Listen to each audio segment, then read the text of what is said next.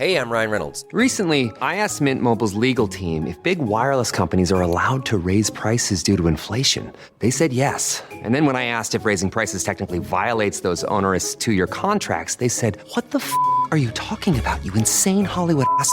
So to recap, we're cutting the price of Mint Unlimited from $30 a month to just $15 a month. Give it a try at mintmobile.com/switch. $45 up front for 3 months plus taxes and fees. Promo rate for new customers for limited time. Unlimited more than 40 gigabytes per month. Slows full terms at mintmobile.com. Today on CityCast Houston, when you're visiting with friends and family during this holiday season, do you get some silly, maybe even dumb questions about H-Town? Well, then this episode is for you. I'm revisiting our conversation where we ask stupid but fun questions about Houston with producer Carlignon Jones, Hey Houston newsletter editor Brooke Lewis, and former lead producer Dina Kesbeh. And before you listen, just remember, no question is too stupid. It's Monday, December 30th. I'm Raheel Ramzanali, and here's what Houston's talking about. Okay, before we get to all of the stupid questions we have about the city, Carly, I want to start with you. What is the stupidest question you've been asked by somebody that doesn't live here about Houston? I have a friend who's thinking about moving here from California, and he asked me, do all of y'all own like cowboy boots and hats and wear them everywhere? And then he also asked me if he needs to learn how to do yeehaw dances, which I was like, what are we talking about here? A yeehaw dance? But he's talking about line dancing, and I'm just like, no, but we do those a lot. But, you know, I thought that was just a Southern thing just in general, but apparently it's a yeehaw dance, y'all. I think that's the number one question, right, ladies? Is do y'all wear cowboy boots and cowboy hats everywhere when you tell somebody you're from Houston, which is for whatever reason, I don't know why that is still a stereotype, but we don't. We don't wear cowboy hats and boots. No. Special occasions only. But you know what? In his defense, right? I feel like, I mean, I don't know about y'all, but I was taught like line dancing and square dancing in school as part of like our curriculum. Mm-hmm. So like maybe he does need to learn that. No, and it is very strange to me that we just all went along with it. Like, I mean, we had no other choice. We were like in elementary school, but it was like a whole thing. And I actually looked forward to it because then at the end we would learn it and we would have this big like square dancing day and your parents would come and you would dress up and I was really into it. Like I was like, I'm going to show off my square dancing skills. Did your square dancing day, like did it involve having like to dress up like as a cowgirl too? Because we did that. Yes. Like we had like little stick horses and everything. Mm-hmm. Yeah. It's a whole thing. You learn it. To me, square dancing is like algebra. You will never use it in real life. Exactly. That's what I think is hilarious. And also I think the yeehaw part, I'm like, when have you ever said yeehaw? Like I've literally never said it. Yeah. It never is a part of my vocabulary, but I think they just think we're walking around with our cowboy boots, our hats, and we're saying yeehaw. Like I'm not saying it. It's so funny. I don't get it. Why is that stereotype still out there? Like, is it in popular media now? It's not, right? Like every time you see Houston on a broadcast for an NFL game, for anything, an NBA game, the Super Bowl, they don't show people in cowboy hats and boots anymore. It's like we are a diverse city that has its own style and its own fashion. But for whatever reason, Texas still rings that cowboy mentality. I think it's like our artists, though. I don't think it's like the football games or anything like that. I think it's like how we have Megan Thee Stallion. She wears hats and boots in a lot of her like things. Yes. Beyonce does too. True. Like I will say that I went to the Beyonce concert and I had on a cowboy hat and cowboy boots, and he's seen the picture, so I'm pretty sure. But here's the thing: it's like cowboy chic. Like the cowboy thing that they're talking about, it's not like Beyonce is cowboy chic, Megan Thee Stallion. Yes. Like I feel like Houston is cowboy chic. I think the cowboy that they're talking about is Dallas, you guys. That's what I think they're talking about when they think it's Texas. That's what I'm talking about. I mean, like Beyonce was wearing a Telfar tracksuit. Nobody points that out as Houston. That's not fair. Come on. Like, I know it's a New York brand, but still, can we get credit for that? Like, that's true. Houston. Nah, they're just taking the country parts. But like she said, like Brooke said, it's definitely cowboy chic because my boots were sparkly gold. So was the hat. It was a lot. But, you know, like I really don't wear boots unless I'm going to a trail ride, a rodeo, or a concert. Outside of that, I'm not walking around. Boots hurt, first of all. Let's just start there. It's not comfortable. They're not comfortable. Yeah, they're not comfy. I bought some in 2018 and they've been sitting in my closet since 2018. Wait. I wore them one time, wore them to the rodeo, and I've never worn them again. Because every time I go to the rodeo, I'm like, I'm going to walk a lot. I'm wearing comfortable shoes. Why would I wear boots? They're so not comfortable. I couldn't get behind the price and the discomfort. So I was like, no thanks. I'm good. Well, Dina, let's stick with you. What's the stupidest question you've been asked about Houston? If I get around town and to school on a horse. The answer is no. It's just laughable. Although I do see a lot of people next to me riding their horse around town. No, but they're not dropping their kids off on the horse, though. I've never seen a horse in the school line. Like behind a school bus? Exactly. Or just like on I-10, on I-45. Like, can you imagine? Like, we're never there. Yeah, never on like a busy street. Yeah, you don't see it there, but you do on Sundays when you go to certain parts of town, like especially the north side, you do see people riding horses in the park. Like, non-ironically, okay, they're just enjoying riding it. Yeah. So there is a little truth to that one. I've seen it multiple times in A-Leaf, just like on the road next to me on the sidewalk. And I'm like, where is it? Like, where are you even keeping this horse? I don't get it. I see it a lot. I see it a lot in Richmond, Rosenberg, because there's just more land out here. Especially when you go towards the Rosenberg side, you see it a lot. And especially during Fort Bend County Fair season. So you do see horses. How about you, Brooke? Yeah, for me, I mean, this is a valid question, but this is how I throw it back to them. So it is, how do you survive the summer? How do you survive how hot it is? And it's always in this like, terrified voice. And I throw it back because I'm like, how do you survive the negative temperatures, the freezing cold weather, the snow that's constant? How do you survive shoveling your car? And it's just like, we survive it just like you survive the winter. Yeah, we stay inside. Yeah. We stay inside until we can go outside. That's what we can do. Yeah, you can't even go outside in the winter. They all look so pale during the winter. At least we can go outside in the evening. Come on. So yeah, the heat one is a big question. Yeah. Yeah. It's like we have air conditioning and we have Netflix and we're okay. Exactly. Okay. Let's get to questions that we have about the city. All right. We can now ask our stupid questions about the city of Houston. And again, no question is too stupid. And also, we're going to get to the listener questions here shortly. So let's start with you, Carly. What's your stupid question about Houston? Okay, so, we live in Texas, and I know that we can pretty much just have guns as long as you don't have like a criminal record, right? But what I've always wondered is there a limit to how many guns you can own in your house? I don't think there is, right? It is a free-for-all. You can wild. As many guns as you want. It's crazy. Yeah, that's kind of crazy to think about.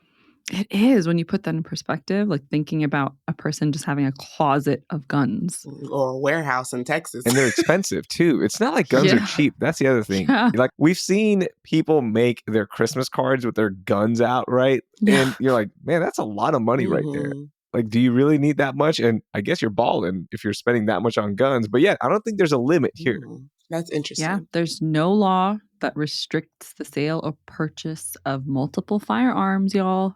So you can get them all at one time. Texas. Like you can go in there and be like, yeah, give me 12 of them. That's give me this is crazy. Okay. Wholesale. Give me a dozen. Just pass them over here. It's like you're ordering food. And like a dozen guns. I have a question about why do we call it feeders? Because nobody else calls it that. And I was reminded of that when I got to college and I started talking to, students from other cities. And when we're driving with them in Austin, you're like, oh, yeah, you just hop off and get onto the feeder. And they're like, what's the feeder? Everyone just calls it a service road or a frontage road. Why do we call it a feeder? I don't know. Who even started that? It's weird to think of frontage road being called feeder. And I can't even think like myself saying frontage road sounds like it just sounds incorrect. Yeah. I feel like it has to be feeder road. I don't know why. The way it was explained to me, because I had the same experience, Raheel, when I got to college, because I had friends and they were also from Texas. So it's like a very Houston thing to call it feeder. They would call it access, frontage. But my parents always explained it to me that, yeah, the main highway, when you exit, you're feeding into the road. Yeah. So you're feeding into it. And so that to me just makes sense. Calling it a frontage road or an access road just sounds weird. Just doesn't sound right. Yeah. So 1.97% of America calls it a feeder road. That 1.97% of the population is all in the Houston area. Yeah. Like literally that's where it is. We're the only people that call it feeders. And it's funny when you go outside of the city, like when you get to I-10 going towards San Antonio, you'll see that the frontage roads are different there. They are actually like roads or two-way roads, and it's not just a one-way exit with businesses on the side. They actually turn into frontage roads, not feeders. So even the way they're built out in Houston is different than the way they're built out in the country. So it is a Houston-specific thing. I love that. You're blowing my mind right now because I don't know why I've never paid attention that other people don't call it a feeder road. Like I'm so used to that word that like, I'm like, what? Like only Houston uses this? This is crazy. Oh, yeah, wow. even Dallas doesn't because Yeah. as Brooke mentioned, even my friends from Dallas, I'm like, yeah, just hop on the feeder and then we'll be right there. And they're like, what's the feeder? So yeah, it's a very Houston specific thing. Wow. Dina, what question do you have? That's a stupid question about Houston. All right. So there's a neighborhood in Galveston and it's called Jamaica Beach. And I'm just like, how the heck did it get that name? Especially because, like, when you think Galveston, it is far from anything related to Jamaica. Doesn't look like it. The water is nasty out there compared to Jamaica. So that is my question. Like, how did it get its name? Oh, I have the answer here for you. Prior to its development, Jamaica Beach was a burial ground for the Karankawa people. And then Johnny Goyan and Earl Galceran of the Jamaica Corporation developed Jamaica Beach as a 2,000 lot resort subdivision. And later on, it blew up to the Jamaica Beach we now know. So it was developed by the Jamaica Corporation. I don't know why they were called the Jamaica Corporation. It was probably to grab some of those tropical feelings, I guess, when you think of like Jamaica. Yeah. So the Jamaica of the South right here. I don't know. Oh, Lord. It is not Jamaica. It is. Yeah. Yeah. I love that we just go along with it because, like, I'm Team Galveston here along with Raheel. So I love going to Galveston. And I would just be like, yeah, we're going to Jamaica Beach. Like, no questions asked. I don't know why it's called Jamaica. We're not in Jamaica, but I was just like, we're just going over there. That is But weird. there you go. That's why it's called Jamaica Beach. Okay, Brooke, how about you? Okay, so I feel like my sports loving dad is going to roll his eyes at this question, but I've always wondered, why do we call Houston Clutch City? I never understood that. Oh, your sports loving host is rolling his eyes at you, Brooke. I'm with Brooke, though. Why is it called Clutch City? I know You don't know either. it's like Oh my God. I know that it's something Rockets related. I know it's like I Yeah. know bits and Yeah. pieces of the story, but I don't Right. know the full timelines. I need it broken down for me. Same. Okay, Same. so on the road to the first championship for the Houston Rockets, they were down to the Phoenix Suns in the Western Conference semifinals. They blew 2 huge leads, and the Chronicle printed this huge front page blasting article about the Rockets and called them Choke Ooh. City because they were supposed to Damn. win the championship. This was one of the best teams, and they just called them straight up Choke City. The Rockets come back and win that series. They get to the NBA Finals. They're trailing the New York Knicks 3-2. They come back home, win the NBA championship, and thus they became Clutch City. So they took it from Choke City to Clutch City, and that's how we got the name. And that team led by Hakeem Olajuwon, and then the following year, Clyde Drexler, they were just one of the more clutch teams out there. So that's why we're called Clutch City. And there's just this clutch thing about Hakeem and that group that we always love. See, the rumor I heard was kind of like that. I just knew it was related to Hakeem because he was like so big in the community. Mhm. So I was like, oh, okay, because he's a clutch dude. That's why. But I didn't really. Yeah, he is a clutch. know. Like, Yeah. yeah, he was actually very clutch. He, in fact, in Game 6, blocked a game-winning 3-point attempt from John Starks, if I remember correctly, and that was a clutch defensive play. So it just started, like everything became clutch, and now we hear that term clutch so much. Okay. Thanks for the history lesson because I think I knew the whole Choke City thing because, Mhm. Chronicle alumni over here. So I think I knew that, but I just never knew how do we go from Choke City to Clutch City. And I will have to shout out Clutch the Bear, the mascot, because that is my favorite mascot of any Houston team. He's Yeah, so so good. He's so cute. adorable and he's such a cutie. So I feel like Clutch. I'm sorry that I didn't know why your name was Clutch. And inflatable Clutch is my favorite Clutch. This is one of the funniest things he does.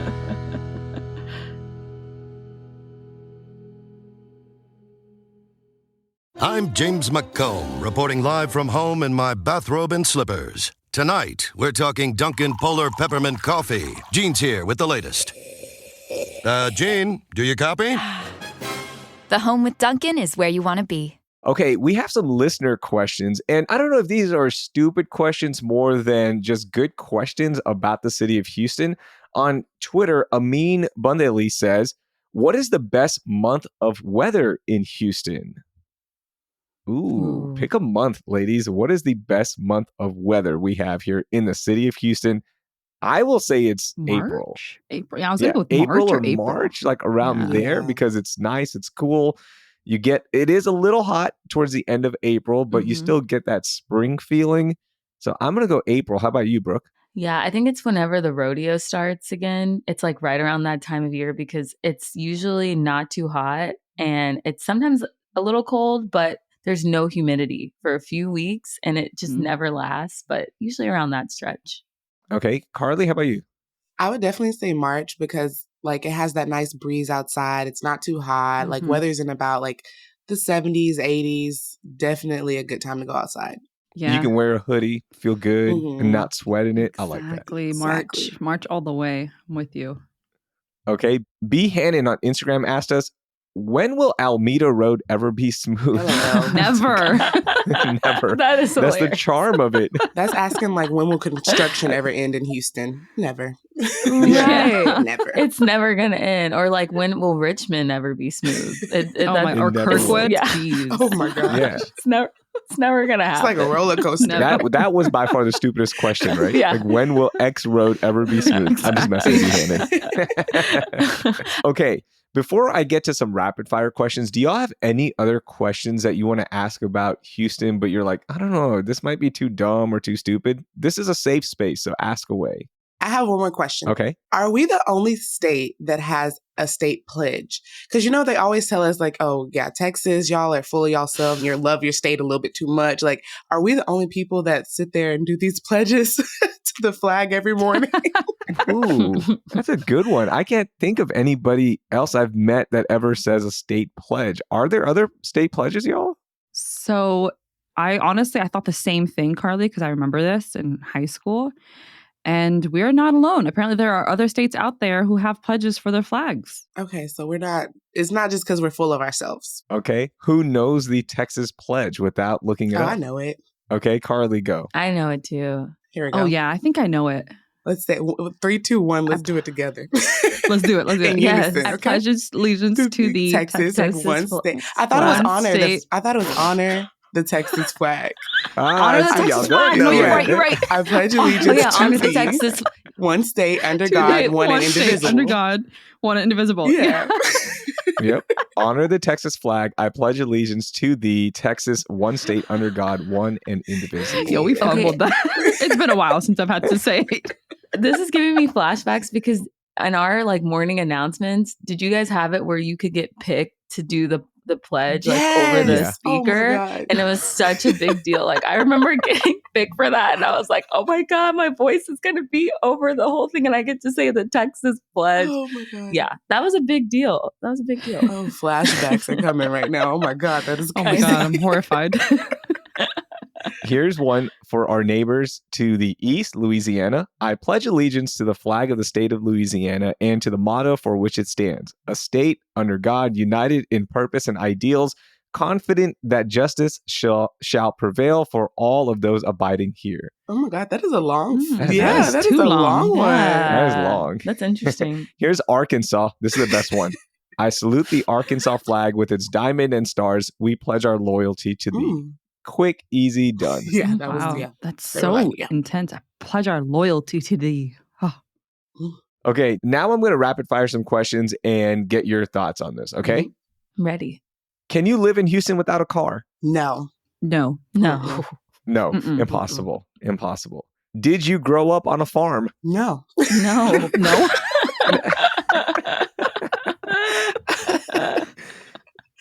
This is one we've already discussed. Do you even have a winter? No. Well, actually, A like couple February weeks. 2021. Remember, that was like the closest to the crazy level of winter we've experienced. That is true. But we do, in general, we do have a winter. For everyone that says, like, do you all you have one season here? No, we do get a winter from January to about end of February. Yeah. And honestly, our winter is kind of miserable, though. Like, for instance, in like 2021, I think, I went to Colorado and I was colder in Texas than I was in Colorado because Texas has that wind with our like weather, you know? So it's like, it just makes a chill come down your body versus like in Colorado, it's kind of just dry. Like there's snow on the ground, but it's not as bad. Also, our freaking grid can't even handle it if we all have our heaters on apparently at the same time. Like, what the hell is this? I know, for our like 2 weeks of winter. Yeah, exactly. Our grid, to be fair, Dina, can't handle cold or hot. heat. Yes. Freaking Texas. True. So, Carly, I've discussed that before with other people. Like when you go to a state where it's winter, you're like, okay, you know, it's cold over there, but it feels colder in Houston. I think it's because you mentally prep yourself and you're wearing thicker clothes in Denver.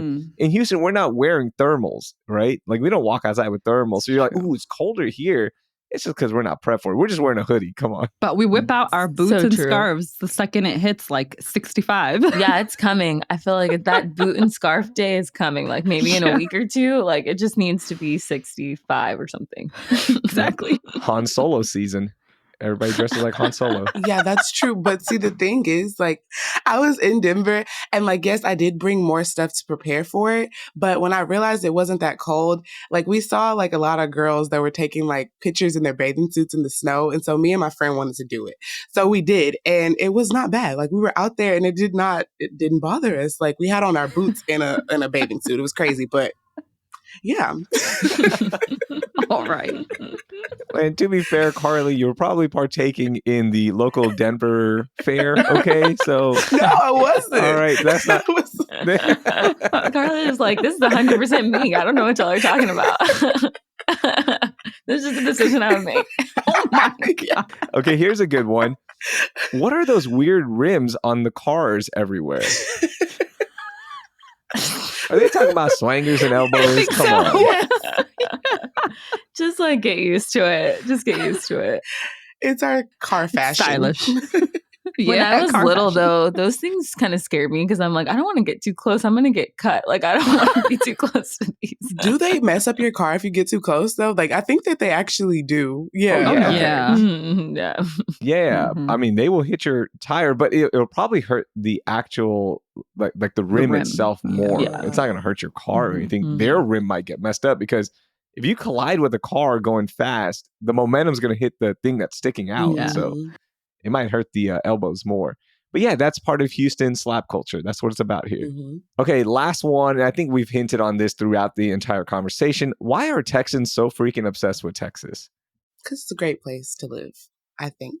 I mean, I think the people, the food, the culture here is really great. I mean, some of our laws are questionable, but besides that, we're also chill. Yeah. In spite of the flaws, we're still a good state. We're right? laid back. We're chill. I don't know. Y'all, outside of Texas, I feel like people are really like uptight, very cliquish, very in their own little zone. But in Texas, we're super chill and laid back. And I love that. Yeah. Everybody's really friendly. It's like, you know, you're always going to have a good restaurant to go to. The weather, even though it gets hot, there is like long stretches of time where you can just be outside and do fun things outside longer than other places. So it's just a great place to live.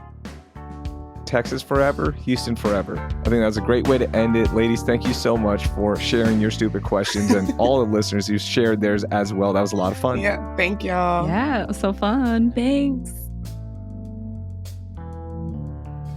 That was producer Carlignon Jones, Hey Houston newsletter editor Brooke Lewis, and former lead producer Dina Kesbeh.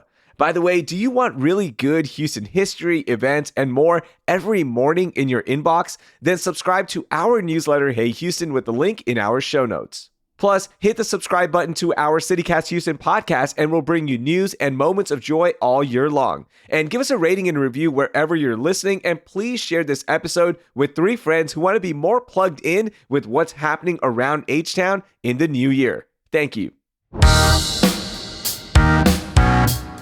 That will do it for 2024. That was our final episode for the year. But we'll be back on Thursday with more news from around the city. Thank you for listening, and I hope you learned something new.